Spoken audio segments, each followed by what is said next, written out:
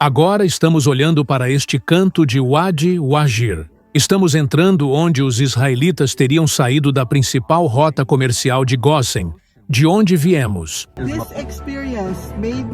Estou convencido de que foi aqui que os israelitas ergueram o bezerro de ouro enquanto Moisés estava no monte, recebendo os mandamentos de Deus. E posso sentir, você pode ver, estou arrepiado e quase não consigo conter a emoção de visitar este lugar. Estou convencido de que foi aqui que os israelitas ergueram o bezerro de ouro enquanto Moisés estava no monte recebendo os mandamentos de Deus. Algo acaba de ser revelado nos desertos da Arábia Saudita. Uma descoberta que pode abalar o mundo cristão em sua essência. Arqueólogos, historiadores e teólogos estão olhando para as evidências, sem palavras. Durante séculos, estudiosos debateram se alguns dos eventos mais dramáticos da Bíblia tinham base histórica ou se eram apenas histórias simbólicas. Mas agora, evidências enterradas por milhares de anos vieram à luz. E, se essa descoberta for realmente o que os especialistas acreditam ser, pode provar, sem sombra de dúvida, que um dos momentos mais milagrosos do Antigo Testamento realmente aconteceu, exatamente como está registrado na Bíblia. Mas antes de contar o que foi encontrado, preciso te levar de volta. De volta a uma história de fuga desesperada, de um rei furioso e de um milagre que desafiou as leis da natureza. Só entendendo esse contexto é que o peso total dessa descoberta na Arábia Saudita fará sentido. Se você ama explorar as descobertas arqueológicas mais misteriosas do mundo e desvendar a verdade por trás da história bíblica, inscreva-se em nosso canal. Agora, vamos mergulhar no coração deste mistério. A Bíblia nos diz que Deus falou com Moisés através de uma sarça ardente e o ordenou a libertar os israelitas da escravidão no Egito. O faraó se recusou a deixá-los partir. Então, o Senhor enviou 10 pragas devastadoras sobre a terra. Finalmente, o faraó cedeu. Os israelitas, possivelmente mais de 2 milhões de pessoas, fugiram do Egito. Mas o faraó mudou de ideia mais uma vez e enviou seu exército em perseguição. Cavaleiros, carros de guerra e soldados determinados a trazer os israelitas de volta. Logo, os israelitas se viram encurralados. À frente, o Mar Vermelho. Atrás, os melhores guerreiros do Egito. E naquele momento de terror, Deus deu a Moisés um comando que mudaria a história para sempre. Moisés estendeu a mão sobre o mar, e o Senhor fez retirar o mar por um forte vento oriental toda aquela noite, e tornou o mar em terra seca, e as águas se dividiram. Êxodo, capítulo 14, versículo 21. 2 colossais paredes de água se ergueram de cada lado, deixando um caminho de terra seca entre elas. Os israelitas atravessaram, mas, quando o exército egípcio os seguiu, Deus ordenou que Moisés estendesse a mão novamente. As águas voltaram, engolindo os soldados, seus cavalos e seus carros, avançando para a Era Moderna. Arqueólogos marinhos estudando o fundo do mar entre a praia de Nuweiba, no Egito, e a costa da Arábia Saudita, descobriram algo notável: uma ponte natural de terra. A cerca de 33 metros de profundidade, há uma elevação subaquática suave que conecta as duas margens. Essa formação é diferente dos declives íngremes do resto do Mar Vermelho e larga o suficiente para permitir uma travessia em massa. Mas o mais incrível ainda estava por vir. Mergulhadores relataram formas cobertas de corais que se assemelham assustadoramente a rodas de carros de guerra. Algumas são circulares, outras mostram claramente os raios. Quando analisadas com detectores de metal, foram encontradas traços de ligas antigas de bronze e ferro. O ex-caçador de tesouros e pesquisador bíblico Ron Wyatt foi um dos primeiros a documentar publicamente essas descobertas nas décadas de 1970 e 1980.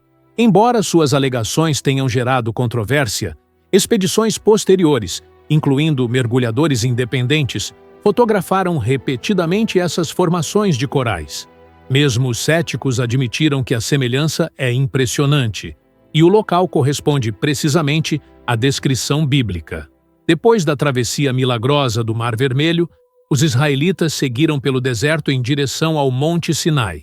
Por gerações, turistas foram informados de que o Monte Sinai ficava na Península do Sinai, no Egito, perto do mosteiro de Santa Catarina. Mas a Bíblia diz que, após atravessar o mar, os israelitas entraram na terra de Midian, que hoje é o noroeste da Arábia Saudita. Quando Ron Wyatt cruzou da praia de Nuweiba para a Arábia Saudita, ele identificou uma montanha chamada Jabal al-Laus como o verdadeiro Monte Sinai. Ele notou o topo enegrecido, como se tivesse sido queimado por fogo, exatamente como descrito em Êxodo, capítulo 19, versículo 18. E o Monte Sinai fumegava todo, porque o Senhor descera sobre ele em fogo.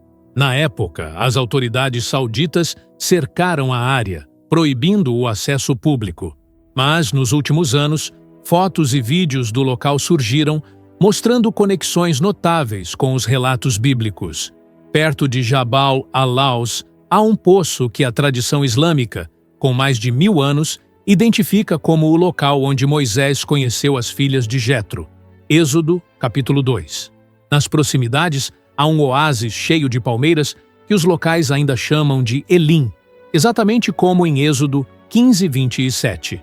Então chegaram a Elim, onde havia 12 fontes de água e 70 palmeiras, e acamparam junto às águas. Não longe da base da montanha, há uma estrutura de pedras brutas, como Deus ordenou para os altares em Êxodo 25.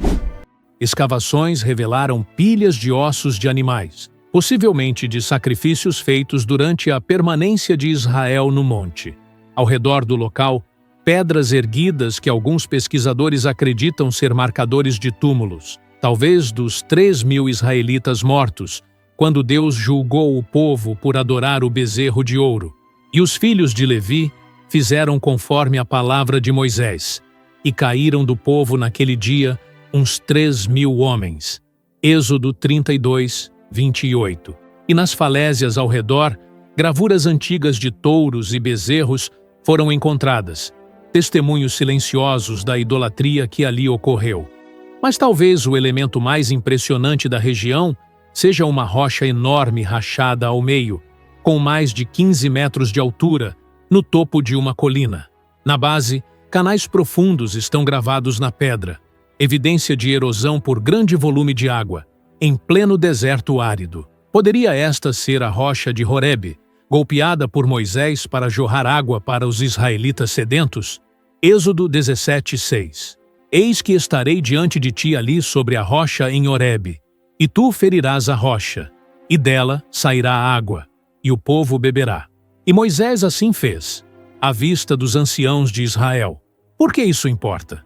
Porque a rocha de Horebe não foi apenas um milagre físico, foi um símbolo profético. Da primeira vez, Deus mandou Moisés ferir a rocha, representando Cristo sendo ferido uma vez por nossos pecados.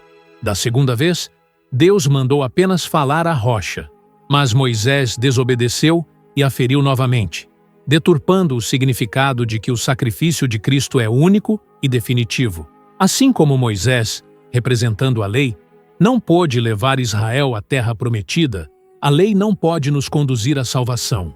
Esse papel pertence a Josué, Yeshua, Jesus, e há ainda a montanha em si. Jabal al-Laus se ergue sobre o deserto ao redor, com o topo escurecido como se tivesse sido queimado por fogo intenso. Geólogos observam que as marcas de queima estão apenas na superfície. O interior da rocha é normal. Êxodo 19, 18 descreve: o monte Sinai fumegava todo, porque o Senhor descera sobre ele em fogo. A fumaça subia como a de uma fornalha, e todo o monte tremia grandemente. Na base da montanha, há uma formação natural de pedra em forma de púlpito, com vista para uma vasta planície grande o suficiente para abrigar todo o acampamento israelita.